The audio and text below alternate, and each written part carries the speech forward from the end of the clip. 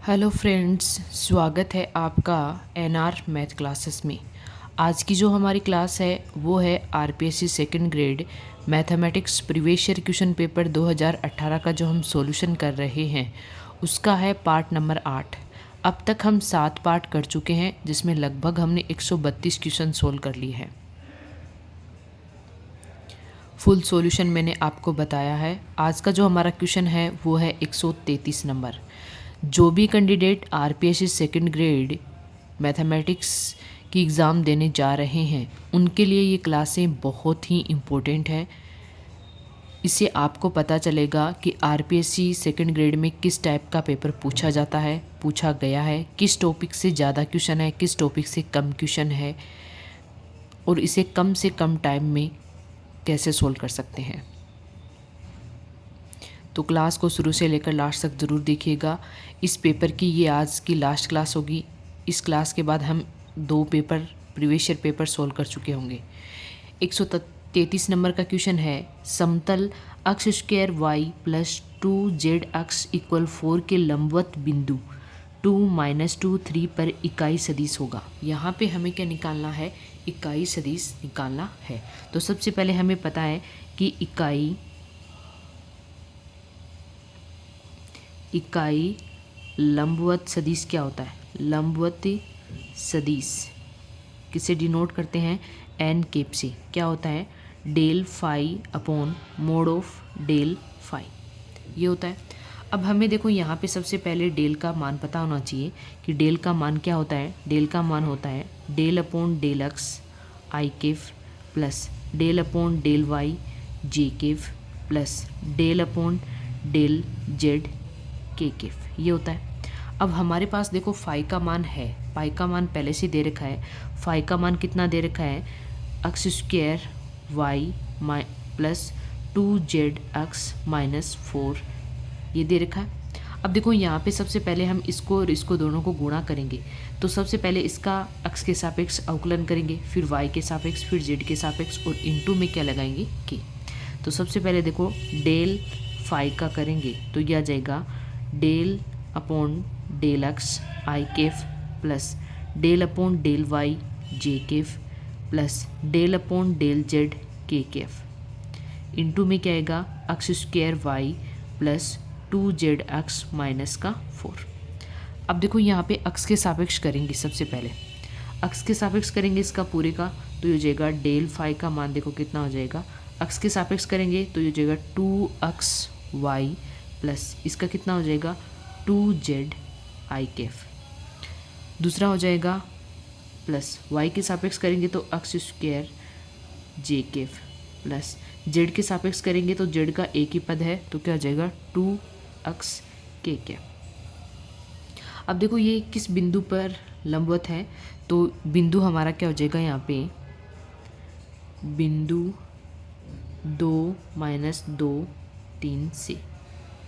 यहाँ से क्या मान हो जाएगा? देखो डेल फाई का मान क्या हो जाएगा? अगर ये मान हम यहाँ पे रखें तो ये कितना हो जाएगा? देखो ये हो जाएगा 2 × 2 2 - 2 प्लस 2 × 3 आई केफ प्लस 4 जे केफ और प्लस 4 के केफ, ये माना जाएगा। यहाँ से इसे सरल कर लेंगे डेल फाई तो ये कितना हो जाएगा? देखो यहाँ से आ जाएगा हमारा माइनस का 2 आई केफ प्लस 4 जे केफ प्लस 4 के केफ, ये माना गया। अब हमें देखो यहाँ पे क्या निकालना है? हमें निकालना है मोड। यहाँ पे हमें क्या निकालना है? मोड। तो हम यहाँ पे मोड निकाल देंगे। देखो mod of del phi, mod of del phi कैसे निकालते हैं? आई केप का square under root i cap का स्क्वायर यानी -2 का स्क्वायर प्लस 4 का स्क्वायर प्लस 4 का स्क्वायर। तो यहाँ से मान कितना आ जाएगा? देखो √4 + 16 + 16 यानी ये कितना हो जाएगा? यहाँ से 6।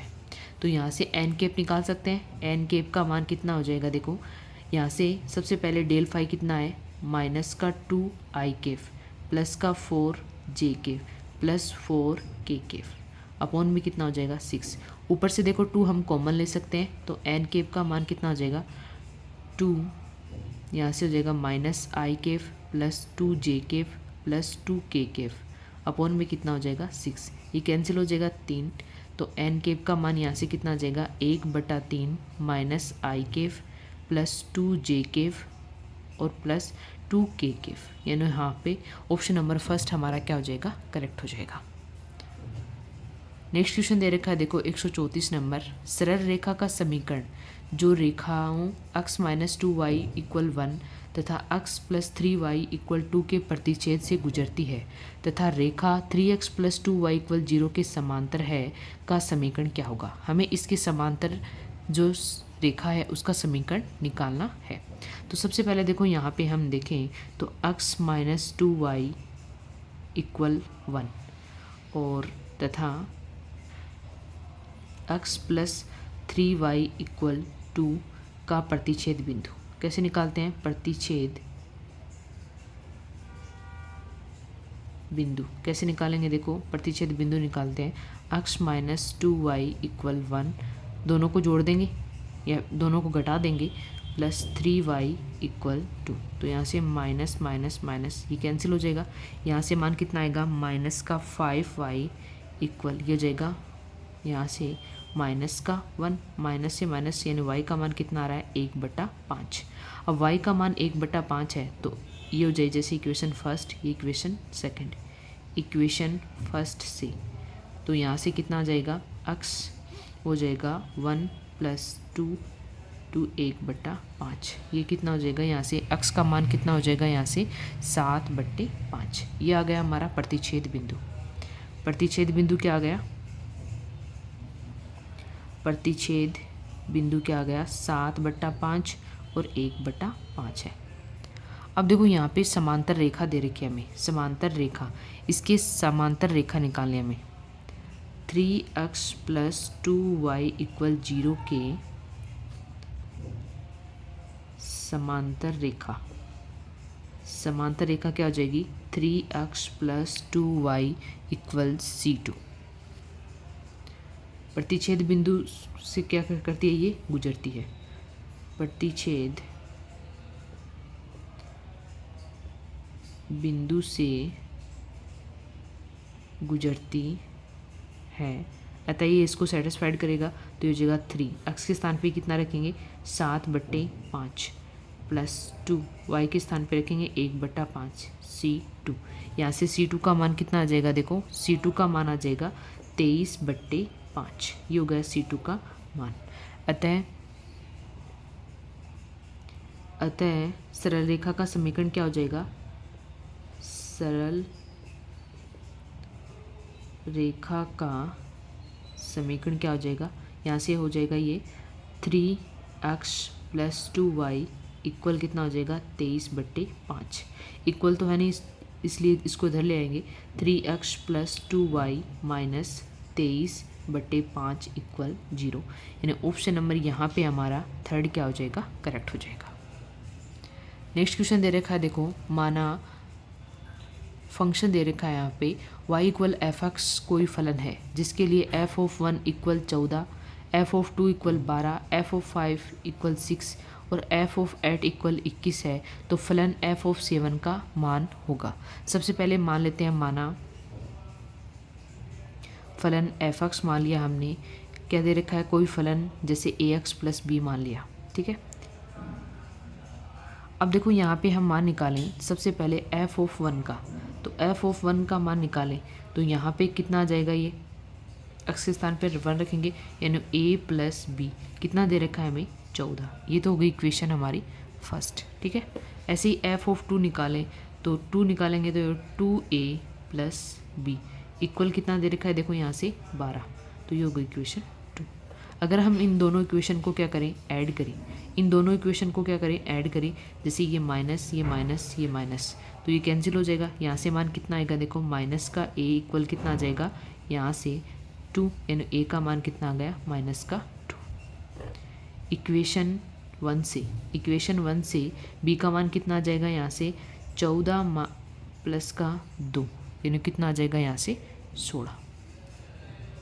अब देखो ये सारे मान आ गए हमारे पास, मान आ गई तो फलन क्या हो जाएगा हमारा, अतः फलन क्या हो जाएगा, देखो फलन f(x) कितना हो जाएगा माइनस का 2x प्लस का 16। अब देखो हमें यहाँ पे सबसे पहले एफ ऑफ अगर 5 निकालें तो कितना आएगा, देखो -2 × 5 प्लस 16, यानी कितना आ रहा है यहाँ से 4 आ रहा है। ये बिल्कुल सही दे रखा है। एफ ऑफ 8 निकालें देखो यहाँ से तो ये कितना हो जाएगा, -16 प्लस का 16 इक्वल कितना दे रखा है 0। अब देखो यहाँ क्वेश्चन में थोड़ी मिस्टेक थी, 21 नहीं बल्कि 0 आना चाहिए, फिर भी ये क्वेश्चन डिलीट नहीं हुआ क्योंकि हमें यहाँ पे एफ ऑफ 7 का मान निकालना था। तो एफ ऑफ 7 कितना हो जाएगा, यहाँ से निकालेंगे तो -2 × 7 प्लस 16, यानी कितना हो जाएगा यहाँ से -14 प्लस का 16 कितना आ जाएगा 2, यानी ऑप्शन नंबर फर्स्ट हमारा क्या हो जाएगा, करेक्ट हो जाएगा। क्वेश्चन में थोड़ी मिस्टेक होने की थी, फिर भी ये क्वेश्चन डिलीट नहीं हुआ। अभी यहाँ पे एफ ऑफ 7 का मान कितना आएगा 2, ऑप्शन नंबर फर्स्ट हमारा क्या हो जाएगा, यहाँ से करेक्ट हो जाएगा। नेक्स्ट क्वेश्चन है 136 नंबर, निम्नलिखित में से कौन सा मॉरिशन द्वारा प्रदत्त इकाई उपागम का प्रथम सोपान है। तो सबसे पहले तो मैं मॉरिशस द्वारा आपको प्रदत्त मॉरिशन द्वारा प्रदत्त इकाई उपागम के सोपान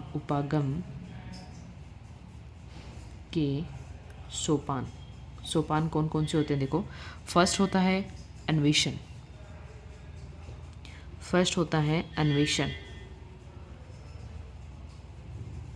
सेकंड होता है प्रस्तुतिकरण,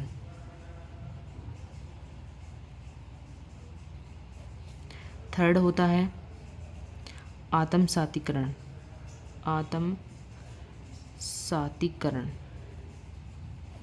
फोर्थ होता है व्यवस्था,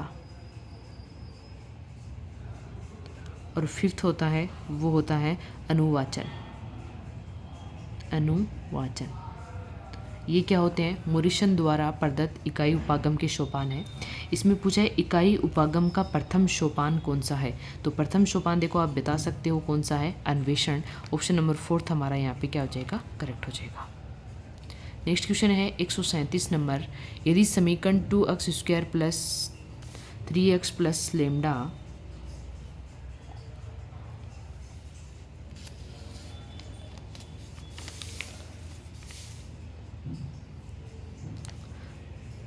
इक्वल 0 तथा x² plus 2x plus 3 lambda equal 0 का एक मूल साझा है तो लेमडा बराबर होगा। अब देखो क्या दे रखा है कि इनका एक मूल है वो क्या है, बराबर है। तो सबसे पहले हम इक्वेशन लिख लेते हैं 2x² plus 3x plus 5 lambda equal 0, ये होगी इक्वेशन फर्स्ट। दूसरी दे रखी है x² plus 2x plus 3 lambda equal 0, ये हो गई हमारी इक्वेशन 2।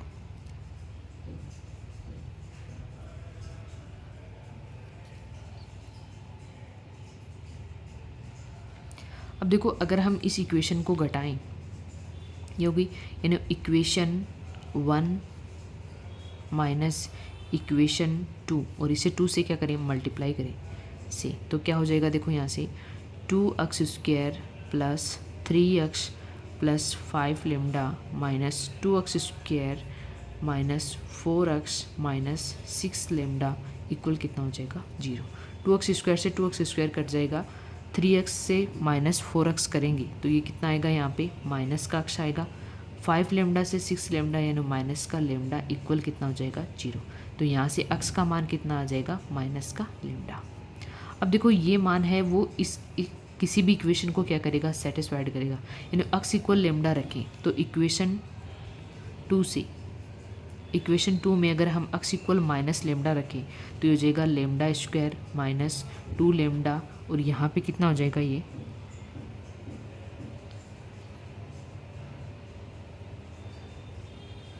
यहाँ पे कितना हो जाएगा, प्लस का 3 लेमडा इक्वल 0। इसे क्या ले सकते हैं हम, देखो लेमडा स्क्वायर ये घट जाएगा तो प्लस लेमडा इक्वल 0। यहाँ से क्या कर सकते हैं हम, लेमडा कॉमन ले सकते हैं तो लेमडा प्लस 1 इक्वल 0, यानी यहाँ से लेमडा का मान एक तो आएगा 0 और एक क्या आएगा, -1। ऑप्शन नंबर थर्ड हमारा क्या हो जाएगा, करेक्ट हो जाएगा।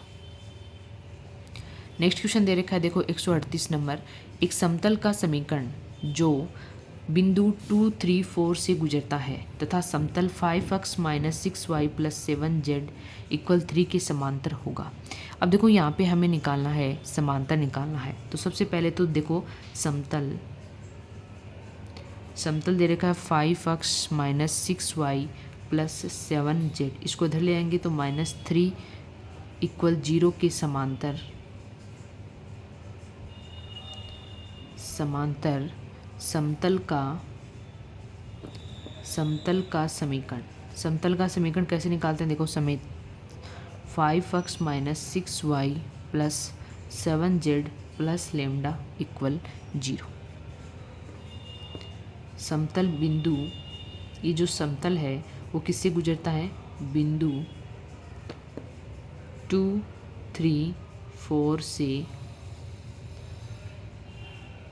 गुजरता है। अतः गुजरता है तो यहाँ से देखो, यहाँ पे हम मान रख देंगे, x का मान कितना है 2, यानी 5 × 2 minus 6 × 3 plus 7 × 4 plus lambda equal 0। इसे ये हो जाएगा 10 माइनस ये हो जाएगा 18, ये हो जाएगा प्लस का 28 प्लस लेमडा इक्वल 0। यहाँ से इसे घटाएंगे तो यहाँ से कितना बचेगा, ये देखो ये जाएगा 10 प्लस लेमडा इक्वल 0, यानी लेमडा का मान कितना आ जाएगा यहाँ से -20। अब देखो लेमडा का मान -20 आ रहा है, हमें क्या पूछा है, समतल का समीकरण पूछा है। तो समतल का समीकरण क्या हो जाएगा, अतः समतल का समीकरण क्या होगा, यही होगा यहाँ पे, यानी 5x minus 6y plus 7z, lambda के स्थान पे -20 इक्वल कितना आ जाएगा 0। ये क्या हो जाएगा, हमारा समतल का समीकरण हो जाएगा। तो ये किस ऑप्शन में है, ऑप्शन नंबर 2 हमारा यहाँ से क्या हो जाएगा, करेक्ट हो जाएगा।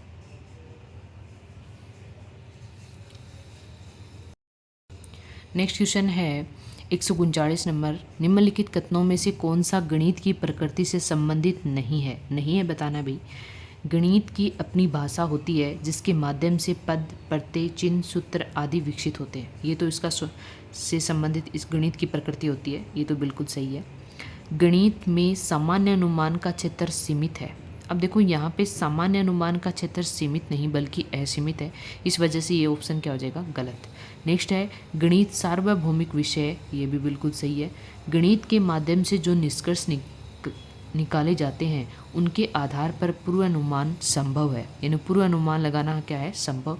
तो ये भी क्या है, गणित की प्रकृति।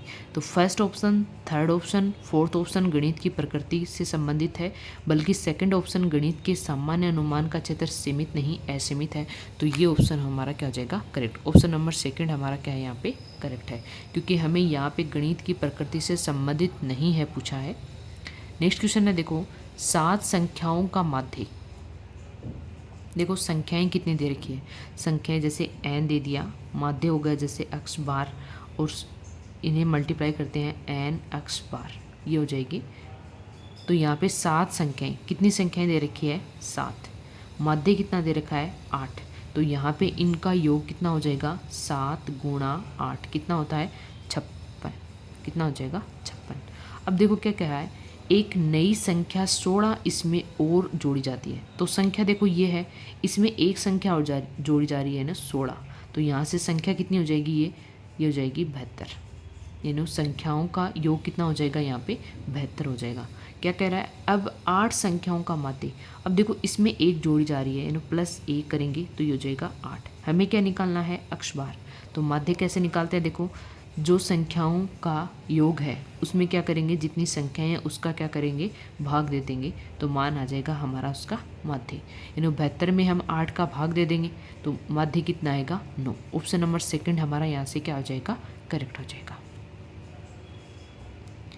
नेक्स्ट क्वेश्चन है देखो यहाँ पे, सिकंदर ने ईसा से 327 ईस्वी पूर्व भारत पर आक्रमण किया, यह उदाहरण दर्शाता है। अब देखो सिकंदर ने कब 327 ईस्वी पूर्व भारत पर आक्रमण किया था।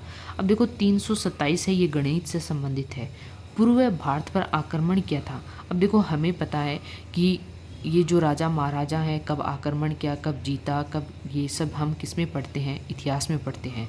और इतिहास किससे जुड़ा हुआ होता है, सामाजिक विज्ञान से जुड़ा हुआ होता है। जो हमारा हिस्ट्री है, हिस्ट्री सब्जेक्ट है, वो सामाजिक यानी सोशल साइंस से जुड़ा हुआ होता है। तो यहाँ पे देखो गणित का जीव विज्ञान से संबंधित, जीव विज्ञान से नहीं हो सकता, क्योंकि यहाँ पे जीव से संबंधित कोई भी बात यहाँ पे नहीं दे रखी, ये तो गलत हो जाएगा।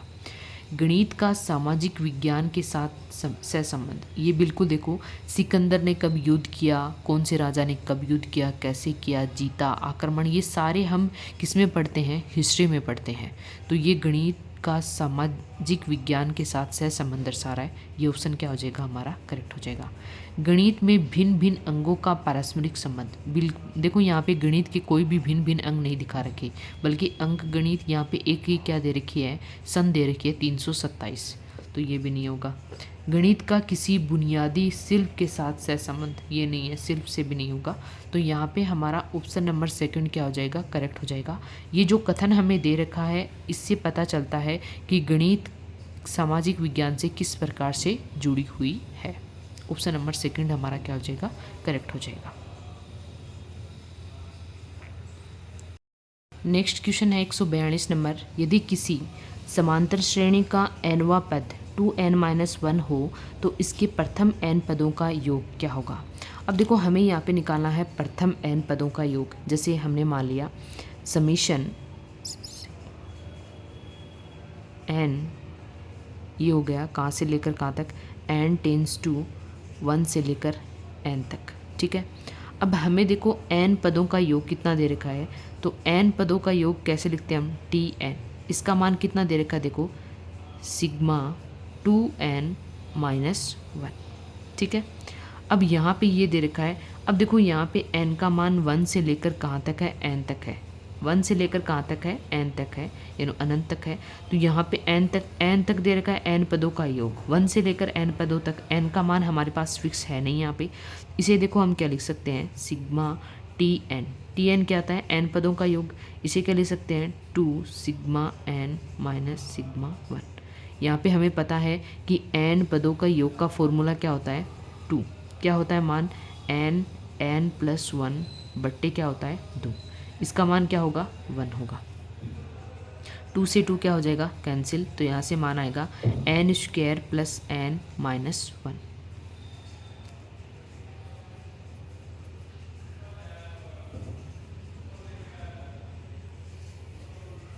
यहाँ से देखो n पदों के लिए देखा था तो इसका मान होगा n, ये कैंसिल हो जाएगा। यहाँ से समीशन tn यानी समांतर श्रेणी के n पदों का योग कितना हो जाएगा, n²। ऑप्शन नंबर थर्ड हमारा क्या हो जाएगा, यहाँ से करेक्ट हो जाएगा। नेक्स्ट क्वेश्चन दे रखा है देखो 143 नंबर, एक बेलन की त्रिज्या 3 मीटर पर सेकंड की दर से बढ़ रही है और उसकी ऊंचाई 4 मीटर पर सेकंड की दर से घट रही है। जब बेलन की त्रिज्या 4 मीटर एवं ऊंचाई 6 मीटर हो तो आयतन में परिवर्तन की दर होगी। अब देखो सबसे पहले हमें क्या दे रखा है, बेलन की त्रिज्या में परिवर्तन की दर दे रखी है। तो परिवर्तन में दर कैसे लिखते हैं, देखो गिवन दैट दिया हुआ है, गिवन दैट क्या दिया हुआ, देखो त्रिज्या यानी dr/dt दे रखा है हमें 3 मीटर पर सेकेंड, ठीक है। दूसरा दे रखा है देखो उसकी ऊंचाई यानी dh/dt कितना दे रखा है, घट रही है मतलब माइनस में है, -4 मीटर पर सेकेंड, ठीक है। अब देखो हमें एक क्या दे रखा है, बेलन की त्रिज्या r दे रखी है हमें 4 मीटर और ऊंचाई दे रखी है हमें 6 मीटर। हमें पता है बेलन का आयतन क्या होता है, बेलन का आयतन v इक्वल कितना होता है, πr²h। हमें क्या पूछा है, आयतन में परिवर्तन की दर, आयतन में परिवर्तन की दर का मतलब है इसका क्या करेंगे, t के सापेक्ष अवकलन करेंगे। तो dv/dt ये कितना हो जाएगा, देखो पाई तो बाहर आ जाएगा, तो कांस्टेंट है। r को ऐसा कैसा रखेंगे, h का करेंगे सबसे पहले dh/dt प्लस फिर आर का करेंगे तो 2r h dr upon dt। ये सारे मान हमारे पास है, तो हम यहाँ से dv अपॉन dt यानी आयतन में परिवर्तन की दर निकाल सकते हैं। पाई ऐसा कैसा रहेगा, r का मान कितना है 4, तो ये हो जाएगा 16 इंटू dh अपॉन dt का मान है -4 प्लस 2, r का मान कितना है 4, h का मान है 6, dr अपॉन dt का मान कितना है 3। तो यहाँ से देखो dv अपॉन dt का मान कितना आ जाएगा, पाई ऐसा कैसा रहेगा, इसी का लिख सकते हैं -64 प्लस ये कितना हो जाएगा यहाँ से 144, तो यहाँ से माना 144 में से -64 करेंगे तो हो जाएगा 80 पाई, आयतन में है तो क्या होगा इसका घन मीटर पर सेकंड। यानी यहाँ पे हमारे पास आयतन में परिवर्तन की दर कितनी आ जाएगी 80 पाई। ठीक है, ऑप्शन नंबर 4 हमारा क्या हो जाएगा, यहाँ से करेक्ट हो जाएगा। नेक्स्ट क्वेश्चन दे रखा है देखो 144 नंबर, एक विद्यालय में 50 छात्रों में से स्कूल आने के लिए 25 के पास स्कूटर है तथा 35 के पास साइकिल है, तो ऐसे छात्रों की संख्या जिनके पास स्कूटर व साइकिल दोनों होगी। अब देखो उसके मैं 2 मेथड बता देती हूँ आपको। यहाँ पे सबसे पहले देखो अगर हम वेन आरेख से बनाएं तो कैसे बनाते हैं, देखो टोटल हमें कितना दे रखा है 50, यहाँ पे स्कूटर से आने वाले और एक होंगे साइकिल से आने वाले। अब देखो स्कूटर से, ओनली स्कूटर से आने वाले व्यक्तियों की संख्या है 25 और ओनली साइकिल से आने वाले स्टूडेंट की संख्या है 35। ठीक है, अब देखो यहाँ पे 25 और 35 टोटल से ज़्यादा हो रहे हैं, देखो ये तो 50 है, 35 और 35 कितना, 25 और 35 कितना होता है 60, यानी 10 स्टूडेंट ऐसे हैं यहाँ पे जो साइकिल और स्कूटर से दोनों से आते हैं, यानी कॉमन कितने हो जाएंगे यहाँ पे 10। ठीक है, कैसे निकाला मैंने, क्योंकि यहाँ पे देखो 50 टोटल 50 है जबकि हमें दे रखे हैं 60 में से 50 घटाएंगे तो 10। अगर आप फॉर्मूले से निकालना चाहो, जैसे हमने इसे मान लिया a और इसे मान लिया हमने b, तो फॉर्मूला क्या होता है देखो n, हमें कॉमन निकालना है a इंटरसेक्शन b, क्या फॉर्मूला आता है n of a plus n of b minus n of a union b। Common निकालने हैं हमें, तो यहाँ पे देखो कॉमन का मान कैसे निकालेंगे, a यूनियन b। यहाँ पे देखो n नंबर ऑफ a कितना है 25, यानी 25 स्कूटर चलाने वाले स्टूडेंट की संख्या 25 प्लस साइकिल चलाने वालों की 35, और ये कॉमन कितना है यहाँ पे माइनस,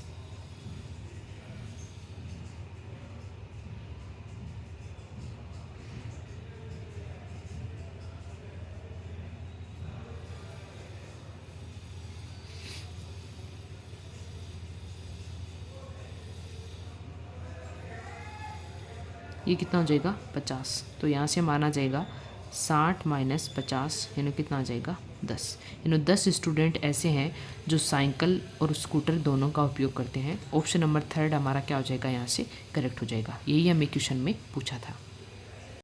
नेक्स्ट क्वेश्चन है 145 नंबर, बीटा एवं गामा फलन में संबंध। देखो बीटा एवं गामा फलन, बीटा और गामा फलन में संबंध होता है बीटा एम एन, वो होता है गामा एम और गामा एन अपॉन में कितना होता है गामा एन प्लस एन, ये संबंध होता है बीटा और गामा में। तो यहाँ पे देखो ऑप्शन नंबर 2 हमारा क्या हो जाएगा, करेक्ट हो जाएगा, क्योंकि ये तो देखो उल्टा लिखा हुआ है और यहाँ पे इसको इधर लेके आएंगे तो ये क्या होगा डिवाइड में आएगा, तो ये भी गलत हो जाएगा। फिर यहाँ पे लिखें तो यहाँ पे देखो यहाँ पे तो बिल्कुल ही अलग लिख रखा है, तो यहाँ पे ऑप्शन नंबर बी है वो, सॉरी ऑप्शन नंबर 2 क्या है, बिल्कुल करेक्ट है। नेक्स्ट क्वेश्चन दे रखा है देखो यहाँ पे, यदि v vector equal 3xz i cap plus 2xy j cap minus yz square k cap हो तो डाइवर्जेंस v वेक्टर होगा। अब देखो हमें यहाँ पे डाइवर्जेंस निकालना है। डाइवर्जेंस कैसे निकालते हैं, सबसे पहले तो डाइवर्जेंस v वेक्टर कैसे निकालेंगे, डाइवर्जेंस का मान क्या होता है देखो i cap del upon del x plus j cap del upon del y plus K cap del upon del Z into में वी वेक्टर का मान हमें दे रखा है, देखो 3x Z I cap plus 2x Y J cap minus Y Z square K cap, ये मान हमें दे रखा है। अब देखो सबसे पहले आई केफ अक्स के सापेक्ष इसका क्या करेंगे, अवकलन करेंगे, अक्स के सापेक्ष, फिर वाई के सापेक्ष, फिर जेड का सापेक्ष। तो सबसे पहले इसका अक्स के सापेक्ष करेंगे तो यहाँ से मान कितना आएगा, देखो आई केफ इंटू आई केफ कितना हो जाएगा, यहाँ से आई केफ इंटू आई केफ, इसका होगा अक्स के सापेक्ष, इसका वाई के सापेक्ष, इसका जेड के सापेक्ष। तो सबसे पहले इसका करेंगे तो यहाँ से देखो आई केफ इंटू आई केफ तो कितना हो जाएगा, आई केफ इंटू आई केफ कितना होता है हमेशा 1, और आई केफ क्रॉस आई केफ कितना होता है हमेशा 0। तो इंटू में करना है तो हमें तो यहाँ पे इसका करेंगे तो कितना आ जाएगा, देखो अक्स के सापेक्ष करेंगे तो कितना आ जाएगा 3z, ठीक है, प्लस इसका करेंगे y के सापेक्ष तो यहाँ से कितना आ जाएगा 2x प्लस जे इंटू जे तो 1 हो जाएगा, इसका करेंगे z के सापेक्ष तो यहाँ से मान आ जाएगा -2yz। तो यहाँ से हमारा देखो डाइवर्जेंस ऑफ वी वेक्टर का मान कितना आएगा, डाइवर्जेंस वी वेक्टर का मान आएगा 3z plus 2x minus 2yz, यानी ऑप्शन नंबर यहाँ पे हमारा 4th क्या हो जाएगा, करेक्ट हो जाएगा। नेक्स्ट क्वेश्चन दे रखा है, देखो यहाँ पे हमें क्या है, समीकरण दे रखी है और हमें पूछा है कि ये किस टाइप की इक्वेशन है, निम्न प्रकार है, रेखिक है, अरेखिक है, ट्रांसडेंटल समीकरण है या कोई नहीं। तो सबसे पहले देखो इसको थोड़ा सरल कर लेते हैं, इसको अगर सबसे x equal x minus 1 upon x plus 1 इसको इधर लेके आएंगे तो x plus 1 equal x minus 1, ये हो जाएगा x square plus x equal हो जाएगा x माइनस 1, x से x कैंसिल, यानी x स्क्वायर प्लस 1 इक्वल कितना हो जाएगा 0। ये इक्वेशन है हमारे पास, ठीक है। अब हमें देखो पता होना चाहिए सबसे पहले रेखिक समीकरण क्या होता है। रेखिक समीकरण क्या होता है कि यहाँ पे चर की घात कितनी होती है, हमेशा 1, यानी ax plus by plus c equal 0। ये क्या होता है, रेखिक समीकरण होता है। यहाँ पे जो चर दे रखे हैं x y इनकी घात कितनी होनी चाहिए 1। दूसरा है अरेखिक समीकरण। अब देखो अरेखिक समीकरण क्या होता है, अरेखिक समीकरण देखो क्या होता है, वो होता है ax square plus b plus c equal 0, या फिर जैसे ax की power n plus b y की power n plus c equal 0। तो ये क्या होता है, रेखिक समीकरण। अब देखो अगर हम यहाँ से x का मान निकालें तो क्या आएगा हमारा x स्क्वायर माइनस 1, यानी x का मान क्या आएगा प्लस माइनस आइटा। ये क्या आ रहा है, काल्पनिक मान आ रहा है। काल्पनिक मान तभी आता है जब वो एक क्या हो, अरेखिक समीकरण हो। तो ऑप्शन नंबर 2 हमारा यहाँ पे क्या हो जाएगा, करेक्ट हो जाएगा। थर्ड है, देखो थर्ड समीकरण है वो है ट्रांसडेंटल समीकरण। देखो इसमें कौन कौन से समीकरण आते हैं, इसमें एक तो आता है घातीय समीकरण, जैसे घात के रूप में लिखा हो, जैसे 4 की पावर x इक्वल 3 की पावर x प्लस 2 ऐसे लिखा हुआ, या फिर लिखा हुआ e की पावर x में कोई इक्वेशन आ रही हो तो वो भी ट्रांसडेंटल होगी, या फिर क्या आ रही हो log में, log x equal log x square minus 1। इस टाइप का जो समीकरण आते हैं उसे बोलते हैं ट्रांसडेंटल समीकरण। जैसे ये घातीय समीकरण हो गया, ये हो गया लघुगुणकीय समीकरण हो गया, ये टाइप होते हैं ट्रांसडेंटल समीकरण के। तो हमें जो इक्वेशन दे रखी है वो है अरेखिक समीकरण। ऑप्शन नंबर 2 हमारा यहाँ पे क्या हो जाएगा, करेक्ट हो जाएगा।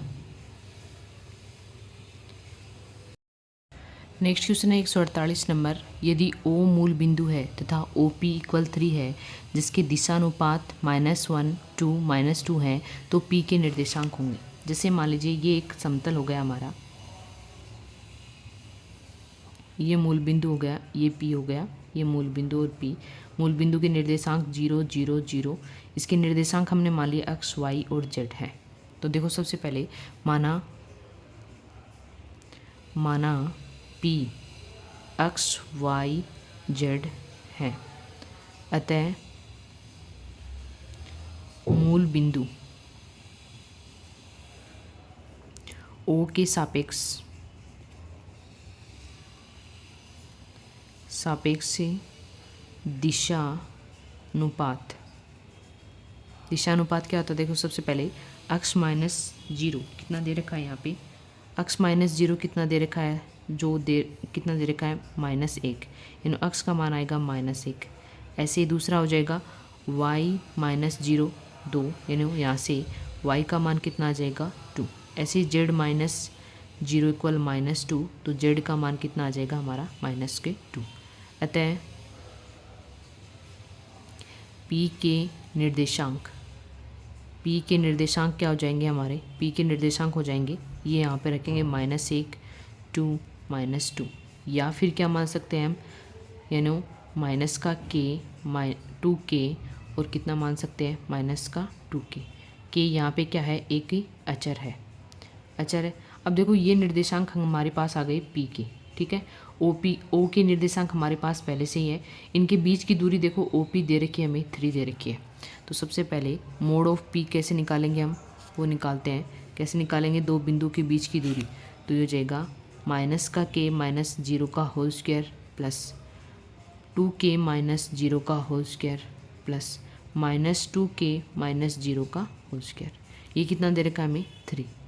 यहाँ से इसे सरल कर लेंगे तो ये हो जाएगा k square plus 4k square plus 4k square, यानी 3 इक्वल, ये कितना हो जाएगा, यहाँ पे इसको ऐड कर देंगे तो हो जाएगा 9k स्क्वायर। अगर हम यहाँ से सरल करें तो ये हो जाएगा 3, 9 का अंडर रूट कितना होता है 3, k स्क्वायर का कितना हो जाएगा k, यानी k का मान कितना आएगा 1। अतः क्या कह सकते हैं हम, अतः p के निर्देशांक क्या होंगे, p के निर्देशांक होंगे वो होंगे, यहाँ पे रखेंगे तो -1 2 और क्या होंगे -2, यानी ऑप्शन नंबर सेकंड हमारा क्या आ जाएगा, करेक्ट आ जाएगा। वैसे देखें तो दिशानुपात आ रहे हैं, वही क्या आ रहे हैं, इसके निर्देशांक आ रहे हैं। लेकिन मान लीजिए मूल बिंदु के बजाय यहाँ पे कोई बिंदु दे देते तो हम कैसे निकालेंगे, इसलिए ये पूरा मैंने आपको करके बताया है। नेक्स्ट क्वेश्चन है, देखो यहाँ पे यदि क्या दे रखा है, यदि a तथा b का हरात्मक माध्य a की power n plus 1 plus b की power n plus 1 upon a की पावर n प्लस b की पावर n हो तो n का मान होगा।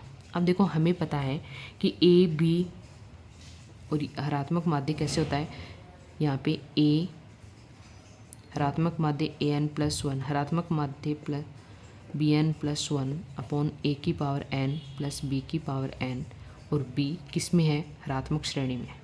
किसमें है, हरात्मक श्रेणी में, क्योंकि हरात्मक माध्य होता है वो दोनों संख्याओं के जो बीच का मान होता है वही हरात्मक माध्य होता है। ये हो गया। अब इसका उल्टा करें, हमें पता है हरात्मक श्रेणी का जो उल्टा करते हैं हम तो वो क्या होता है, समांतर श्रेणी में होता है। तो इसका उल्टा करने पर ये क्या हो जाएगा, समांतर श्रेणी में हो जाएगा, 1/b। ये किसका आ गया, समांतर श्रेणी में। अब देखो हम यहाँ से निकाल लेते हैं समांतर माध्य। समांतर माध्य कैसे निकालेंगे, यहाँ से 2 a की पावर n प्लस b की पावर n अपॉन a की power n plus 1 plus b की power n plus 1 equal 1/a plus 1/b। ठीक है, हमें यहाँ पे देखो n का मान निकालना है, तो यहाँ से हम निकाल सकते हैं। देखो n का मान कैसे निकालेंगे, ये हो जाएगा 2, ये हो जाएगा 2 a की पावर n प्लस b की पावर n अपॉन a की power n plus 1 plus b की पावर n प्लस 1। इसी क्या लिख सकते हैं, a प्लस b अपॉन में ए बी। अगर इस 2 को इधर लेके आएंगे तो ये हो जाएगा, यहाँ पे वज्र गुणा कर सकते हैं। वज्र गुणा करने पर देखो क्या आएगा, ए बी को तो किससे गुणा करेंगे, इससे, तो ए बी को इससे गुणा करेंगे तो मान क्या आ जाएगा, देखो यहाँ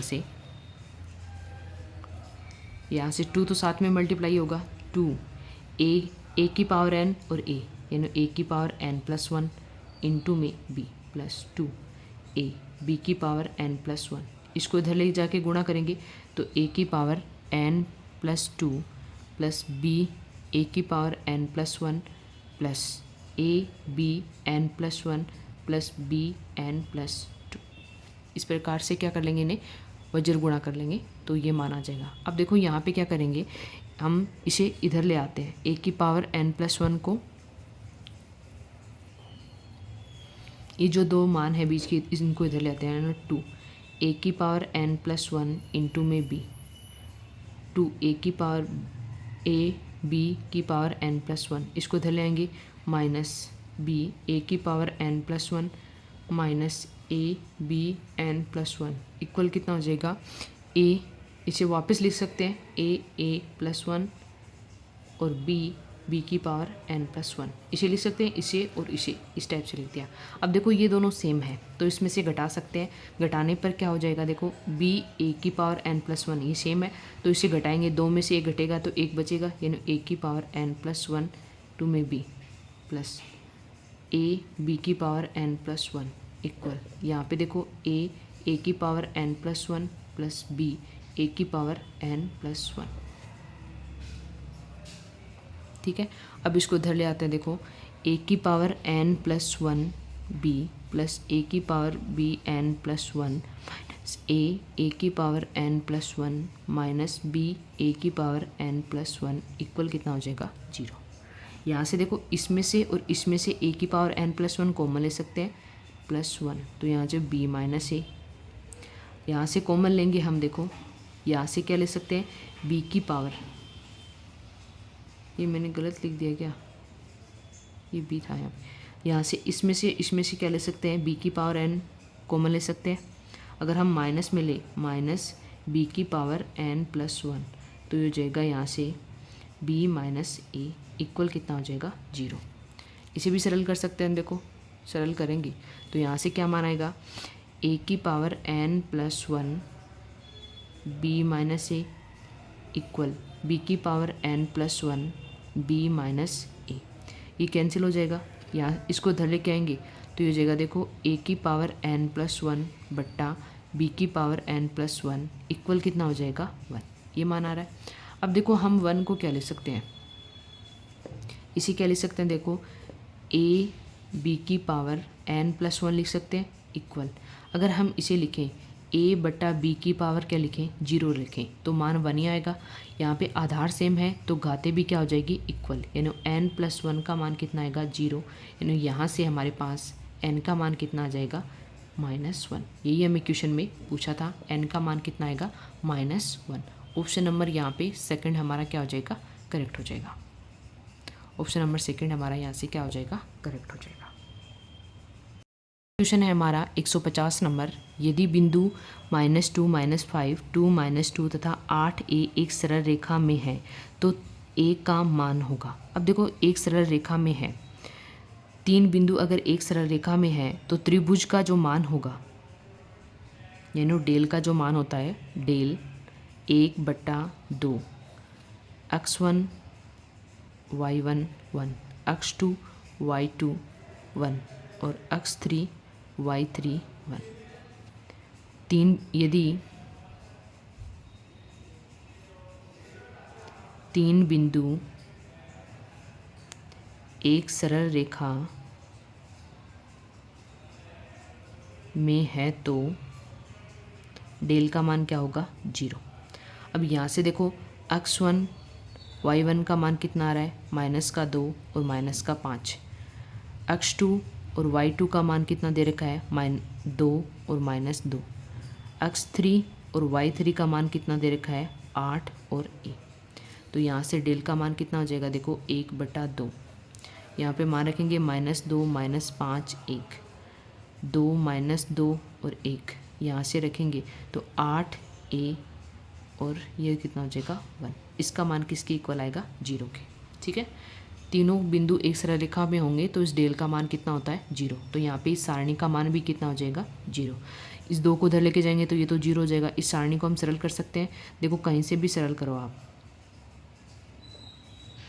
जैसे हमने यहाँ से सरल किया तो ये हो जाएगा -2, इसको गुणा करेंगे तो हो जाएगा -2 -a, माइनस माइनस प्लस हो जाएगा, ये हो जाएगा 2 - 8 + 1, ये हो जाएगा, ये पंक्ति छोड़ेंगे और ये ये पंक्ति छोड़ेंगे और ये स्तंभ छोड़ेंगे तो 2a प्लस का कितना हो जाएगा 16 इक्वल कितना हो जाएगा 0। इसे सरल कर लेते हैं हम, देखो यहाँ से तो ये हो जाएगा 4 + 2a, ये कितना हो जाएगा -2 हो जाएगा तो यहाँ पे बचेगा माइनस का 6, 6 को मल्टीप्लाई करेंगे 5 से तो माइनस का 30, ये हो जाएगा प्लस 2a प्लस 16 इक्वल 0।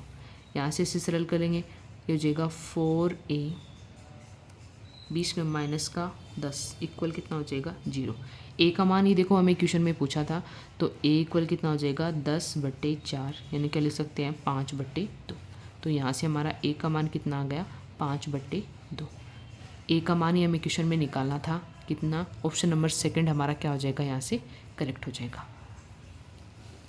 इस टाइप से आज की जो हमारी क्लास थी उसमें हम लगभग 18 क्वेश्चन सोल्व कर चुके हैं। 2018 का पूरा जो पेपर है उसका पूरा सॉल्यूशन मैंने आपको करवा दिया है। एग्ज़ाम से पहले प्रीवियस ईयर क्वेश्चन पेपर का सॉल्यूशन ज़रूर करके जाइएगा। अगर आप चाहते हैं कि टीचिंग मेथड की मैं मैराथन क्लास लेकर आऊँ जिसमें हम सारे के सारे टीचिंग मेथड के क्वेश्चन ही करेंगे, अगर आप चाहते हैं कि टीचिंग मेथड की क्लास का वीडियो भी मैं अपने चैनल पर डालूं, तो आप कमेंट में ज़रूर बताइएगा कि कौन कौन टीचिंग मेथड के मैराथन चाहता है। अगर आपको वीडियो अच्छा लगे तो लाइक शेयर सब्सक्राइब ज़रूर कीजिएगा। Thank you so much. मिलते हैं नेक्स्ट क्लास में।